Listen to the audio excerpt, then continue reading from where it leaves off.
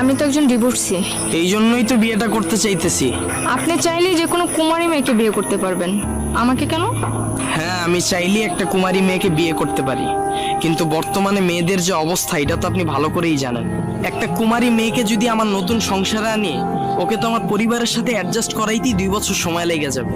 আর মেয়েরা বিয়ের পর শ্বশুর বাড়িতে আসলে কি করে এটা তো আপনি ভালো করে জানেন, কারণ আপনি এই বিষয়গুলো ফেস করছেন। মেয়েরা চায় তার বাবার বাড়িতে ঠিক যেমন ছিল শ্বশুর বাড়িতেও তেমনই থাকবে। সকালবেলা ঘুম থেকে উঠবে 10টায়, তার জন্য নাস্তা রেডি থাকবে, আবার যে টিভি দেখতে বসবে, দুপুরের খাবার রেডি থাকবে। কিন্তু আসল বাস্তবতাটা তো এমন না। মেয়ের মাথায়ও সংসারের অনেক দায়িত্ব থাকে, আর এই বিষয়টা যখন 2-3 বছরের মধ্যে অ্যাডজাস্ট না হয়, তখনই মেয়ে বলে বসে তুমি তোমার বাবা মার থেকে আলাদা হয়ে যাও, নাইলে আমাকে আলাদা করে দাও। কিন্তু আপনি তো ভালো করেই জানেন এই দুইটার একটাও কোনো ভালো সমাধান না।